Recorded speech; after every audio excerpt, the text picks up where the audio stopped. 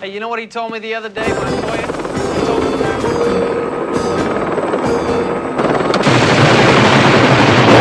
Son of a bitch! Prove it. That abandoned car we called in. The Chevy. That was a stakeout. No. Blue Thunder didn't just fly, it hunted. Streets shook, coffee spilled, and nobody felt safe with rotors overhead. These are 20 wild facts about Blue Thunder, and the bonus will hit harder than a Frank Chaney one-liner. Buckle up. Doors closed, rotors open. Oh, it's getting real cozy up here. Fact 1. The day Thunder met the torch. Hollywood sells dreams, scrapyards sell by the pound.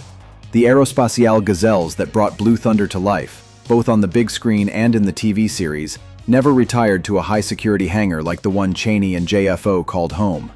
Instead, they were sold off, stripped for parts, and fed to the salvage yard alongside busted washing machines. That's a gut punch when you remember how the show built its whole premise around a special police helicopter that could outfly criminals and outspy anyone. Fans imagined it waiting in the shadows for its next mission. The truth was a ride to the scales. But don't walk away yet. Those blades didn't stay gone. They had one more cameo, in disguise. Fact 2. The night Macgyver borrowed the keys. 80s TV had its own quiet alliance.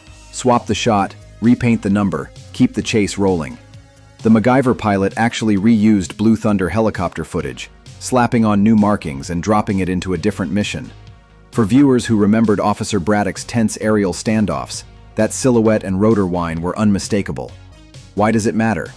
Because Blue Thunder's on-screen presence was so magnetic it could sell a whole new plot even without Frank Chaney in the cockpit. If you think that's the only time Thunder slipped into another storyline, the next fact will tell you how its pilots lost the skies even faster than you remember. Remember? Any closer, we start eating blades. Fact 3. 100 days, then gone. Blue Thunder blasted onto ABC on January 6, 1984. Mid-season muscle aimed at Friday nights. It had everything. Chaney's grit, JFO's rookie humor, and the high-tech chopper that made crooks think twice. Then, just 11 episodes later, April 16th, it was grounded for good. No slow fade, no final showdown. Why remember it? Because that short run captured what the show did best. High-intensity police action wrapped in Cold War tension, gone in a flash. Miss those 100 days and you missed everything. But before you think the story ends there, the next fact takes you into a turf war where Thunder met a cowboy hat in the skies. Gun cues on the real world. Wherever you look, the guns follow. Fact 4. Dallas brought the crosswind. Night 1. Dallas rolled in like a crosswind Frank Chaney couldn't climb out of. J.R. Ewing didn't bring a helicopter. He brought gravity, pulling Friday night viewers straight into oil feuds instead of rotor wash. Fans still tuned in for Chaney's no-nonsense grit and JFO's rookie banter, but ABC quickly learned primetime math. It doesn't matter how fast you fly if the other guy owns the airspace. Ratings calls lit up, advertisers shifted their bets, and somewhere a programmer moved pushpins on a schedule board. It wasn't that Blue Thunder was invisible, it was outgunned. Think drag racing a Cadillac with a jet. You roar louder, he smiles wider, and the finish line moves away. Couldn't beat Friday night? Fine. The crew had one more trick. Raid the vault and take another run. Blue Thunder! Fact 5. Aerial deja vu, by design. Television budgets care more about making Friday than making history. So when Chaney and Braddock needed another high-octane chase, the show dipped into its own movie vault. Those crisp cockpit close-ups, those urban canyon dives, you'd seen them before in the Blue Thunder film, now woven into TV missions with fresh dialogue and new stakes. It worked because the Gazelle was a beauty in motion, and the editors knew just where to stitch the seams. In-universe, it meant the crew got the same pulse-pounding shots fans craved. On screen, it meant viewers felt that adrenaline spike without realizing they'd been here before. Spot it, and you get deja vu. Miss it, and you just hear turbines and forget to breathe. Ready to tell the difference? Next, we separate the Gazelle from its more famous TV cousin. NATO armor, 1 inch thick. Fact 6. Gazelle, not Belle. Fans still swap them in conversation, but Cheney never flew a Bell 222. That was Airwolf's bird. Blue Thunder's rides were converted Aerospatiale Gazelles, a nimble French sports car in the sky compared to Airwolf's corporate limo. The TV prop team gave the Gazelle fiberglass muscles, camera pods, and the mean profile you remember banking between skyscrapers. But under the armor, it was still a sleek scout helicopter built for speed and agility, the perfect partner for a pilot who lived on instinct. Keep calling it a Bell, and the Gazelle will just smirk, drop a wing, and thread another alley. Back to base! Rolling Thunder's Russian doll hustle. When a pursuit hit street level, the helicopter wasn't the only hardware worth watching. Rolling Thunder looked like a single beefy support van, until it unfolded to reveal a camouflaged GMC S15 Jimmy hidden inside, ready to chase down suspects in alleys Thunder couldn't reach. Braddock could switch from rotor roar to tire squeal in seconds, and JAFO was never far from the passenger seat, still earning that just another frustrated observer nickname. No CGI, no cheap tricks, just clever engineering and 80s logistics at their most fun. The chopper was the headline, but this two-vehicle combo was the punchline. Quiet until it wasn't, practical as a Swiss Army knife, and pure fan service when it deployed. And this wasn't even the coolest bit of improvisation the crew pulled off. You want it on or off? What's Big Brother? The cabin mic. It records everything we say on cassettes. I think... Fact 8. Dana Carvey, Before the Voices. Before the church lady or SNL's arsenal of impressions, Dana Carvey was in the right seat as Clinton JAFO Wonderlove. Helmet snug, visor down, he delivered those dry, perfectly timed one-liners while the rotors screamed above.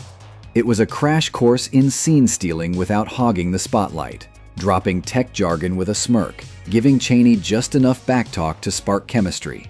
You can almost see him testing the timing that would later make him a comedy star. Here, the jokes came in short bursts, like rotor chops, clean takeoffs, smooth landings. The grin stayed under the visor, the humor already had altitude. Fact 9. The ground crew brought linebackers. Blue Thunder didn't just cast actors, it fielded a defensive line. Dick Butkus as Ski and Bubba Smith as Bubba turned Secure the Perimeter into a promise. With badges on their chests and muscle in every frame, they could lift a barricade, a tailgate, or your mood. The moment those van doors swung open, the scene felt safer and funnier. Their mix of physical presence and comedic beats matched Cheney's grit and JAFO's sarcasm perfectly.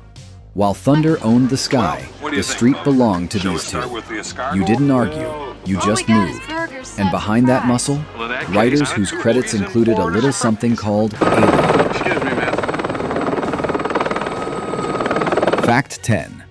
The Alien Brain Trust. That edge you felt in certain episodes, the clinical precision, the just too real tech, came from Dan O'Bannon and Don Jacoby, the minds behind Alien. They slipped their brand of clean paranoia into Blue Thunder, crafting stories where the chopper's missions carried the same surgical menace as a xenomorph hunt.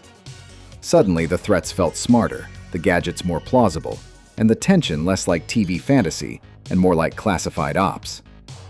Cheney's cockpit banter got tighter, the missions more methodical, the stakes higher. It was still police work, but with a whiff of cold steel and lab air. From alien terror to primetime air patrol, they made it click. Lose something? No. You're... Fact 11. From rotor wash to warp drive. Before charting the Delta Quadrant on Star Trek Voyager, Jerry Taylor co-wrote early Blue Thunder, including Second Thunder. Her touch showed in the pacing, moral dilemmas, and the way authority pressed from just off-screen. In her hands, every mission tested more than the helicopter's engines. It tested the crew's judgment. The hardware roared, but the scripts made you care who was in the cockpit and why they were up there. That ability to humanize high-tech stakes would later define her Trek work. Here, it kept Blue Thunder from being just noise and speed. And next? The suit in the room isn't wardrobe, it's federal muscle. Me. Lyman Goody. Fact 12. The suit in the room was federal.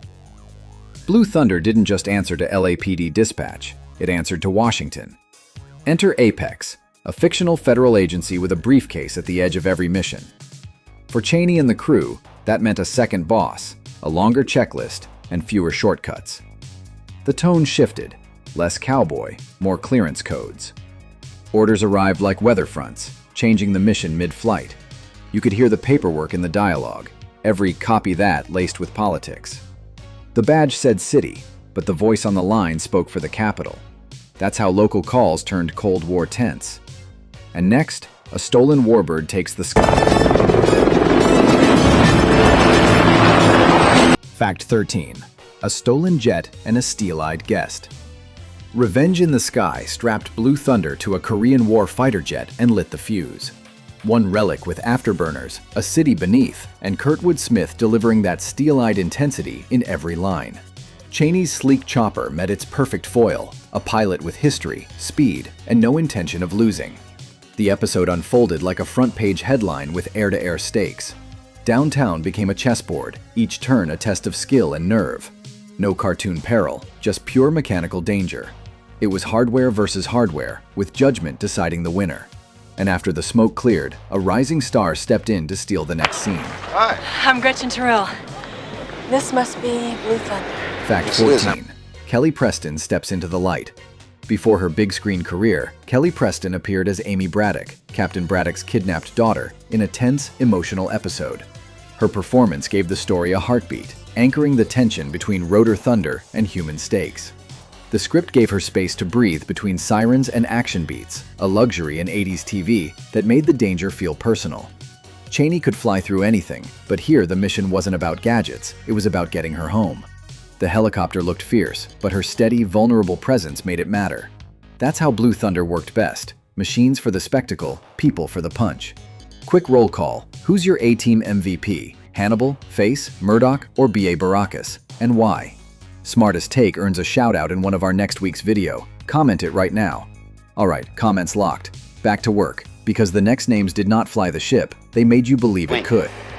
Fairly recent picture. He likes to blow things up. Fact 15. Captains who could land a shot on a dime.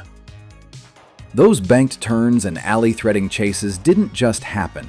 Directors like Guy Magar, Bernard Macgyver, Bernard Kowalski, and Earl Bellamy made them sing. They knew when to hold on Cheney's glare, cut to Jafo's smirk, and when to let the rotors talk. Downtown became a racetrack, Golden Hour a promise. Even with tight budgets, they framed the Gazelle like it was worth millions. It was all timing, blocking, and instinct. The directors set the beat so the machine could roar, while the production line kept the thunder. This thing got any shocks in it? Makes you appreciate Junior. Fact 16. The factory that turned noise into television. Rastar and Columbia Pictures Television kept Blue Thunder flying. Permits, sets, endless coughing. They handled the grind so Cheney, Braddock, and Jafo could own the sky. Scripts asked for impossible. The crew answered Tuesday. Rigs rolled, aerial shots locked in like spare parts. It was network survival, constant motion, no idle time, and every problem just another takeoff. Viewers saw a high-tech police chopper. The studio saw deadlines and freight that looked like speed. And on the horizon, a rival rotor blade was closing Why in. should I? Mr. Marley, we just risked our lives breaking you out of prison. Fact 17. Thunder launched first. The Wolf lasted longer. Blue Thunder took off January 6, 1984, 2 weeks before Airwolf. Cheney and crew proved there was an audience for high-tech rotor drama, but in TV, launch isn't everything. Endurance wins. Airwolf flew for seasons. Thunder sprinted, hitting headwinds of competition, time slots, and budget. It still set the beacon others followed. History remembers the marathon, but the first bird off the pad, that was Thunder. Look at all this. Whisper mode, sensor section. Fact 18.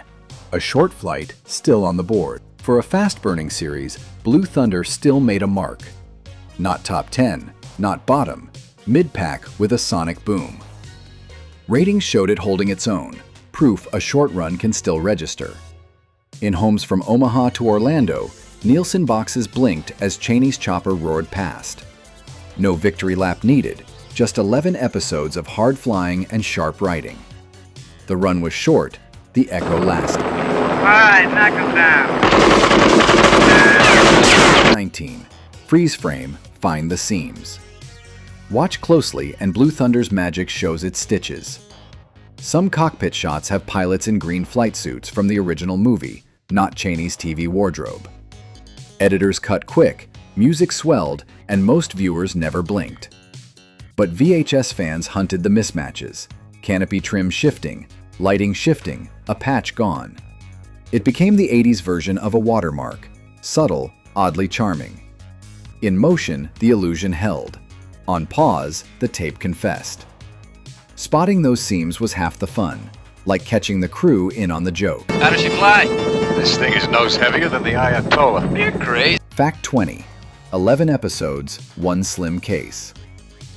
In 2006, Sony released the complete series DVD, a tidy brick of rotor nostalgia. One disc and downtown Los Angeles buzzes again, Chaney and Jaffo back in the sky. Menu click, theme blares, snack in hand, it's weeknights all over again. For anyone who once taped over a sibling's cartoon to save a chase, it's the perfect shelf trophy. Short run, long echo. And Thunder's last stop? Not a hangar, but a tourist tram. Your bonus. My bonus.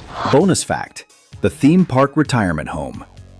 After the show, Blue Thunder found a home at Florida's Studio Backlot Tour.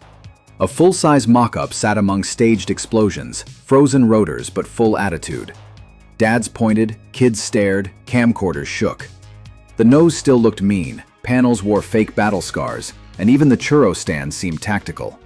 For a moment, the 80s returned. Diesel fumes, popcorn, that theme in your head. Not a museum piece, but a wink to fans. Some swore at sunset, it still growled. If this flight hit the nostalgia nerve, tap like and subscribe, then tell us which fact made you laugh, gasp, or rewind. Drop your A-team favorite in the comments too. Smartest take earns a shout out in Friday's video. Share this with the friend who still hums the theme at red lights. Want more 80s helicopters, gadgets, and trouble? Stick around. We are rolling the next mission right after this.